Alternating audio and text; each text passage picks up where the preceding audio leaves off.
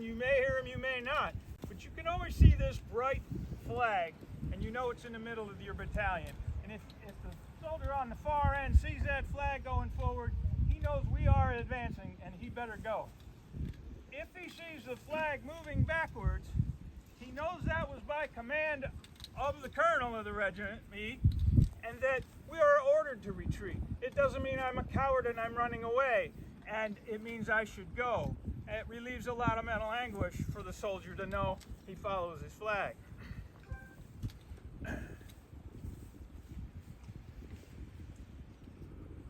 When mustered in, a new regiment would have 1,000 men in it. Order, arms. Sorry, man. 1,000 men would make up a regiment, and that's the core unit in the Army. A regiment would have 10 companies of 100 each. Most often through the war, they were not resupplied with men, so attrition would make the number smaller and smaller. This regiment here, the 1st Minnesota, on day 2 of Gettysburg, had 265, I think, in it. All the other sickness, disease, desertion, and that's what they had as a regiment. They had started at 1,000. So in front of you is about 50 men. I'll ask you to use your imagination and consider what we do would look like 10 times as large. That would be a single regiment, commanded by a colonel. And the only one giving orders to that regiment is the colonel. So he has to be either heard or his commands have to reach all the men in the regiment. Typically, not today, but I'd have a bugler. And a bugler will give any command that I could give by voice, so the men drill and practice and know those sounds. We today have a drummer, and all of those commands can also be done by drum.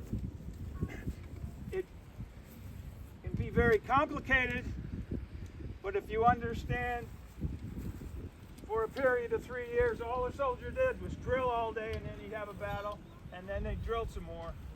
They learned all this quite well. So let us show you some maneuvers in the field, and I'll give the battalion over to the lieutenant colonel, and I'll explain what he's doing while he's out there. Attention battalion, shoulder, arm.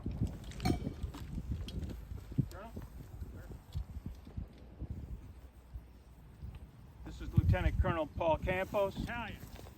second in command. Right. Face.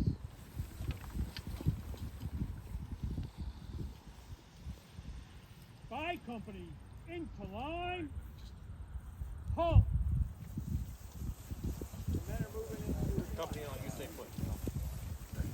Up the right a shoulder. line by company. So if I had 10 companies in the battalion, there would be 10 such lines. Today there are 4. They are different sizes because the companies have different numbers of men in them. Company commanders in front of the line in each case.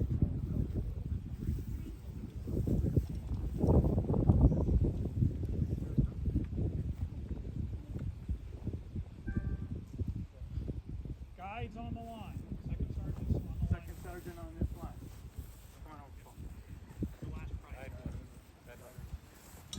All the way.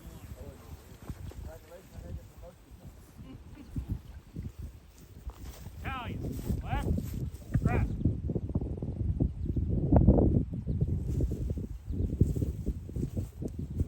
Colonel gets all of the companies Italian. dressed to the left. Guided left.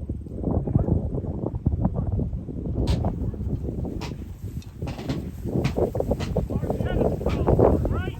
By column of companies.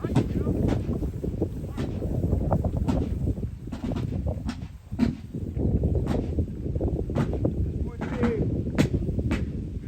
a battlefield maneuver because you see how much wider it is, and you would only be able to do this where there was space, and you might enter a battle this way. Halt.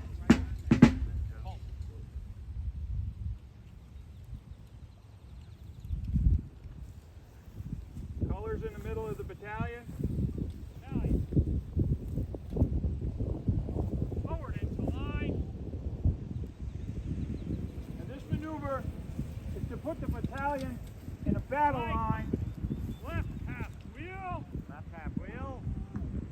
facing straight away.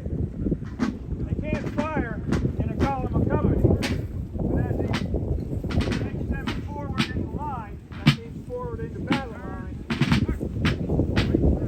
the company swing out and dress on the colors.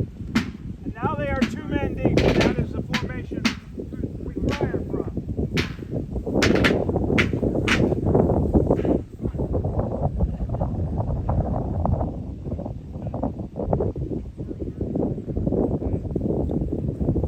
Firing command is given. The front rank soldier is ready, aim, fire. The back rank soldier is ready, aim, fire. And he's putting his weapon between the 2 men in front of him so that the back rank man steps over and you're not shooting your own people. As reenactors, we have to do that very precisely because the cap and the muzzle is making noise, sending sparks, and poses a threat to the front rank man's ear. So we adhere to the same discipline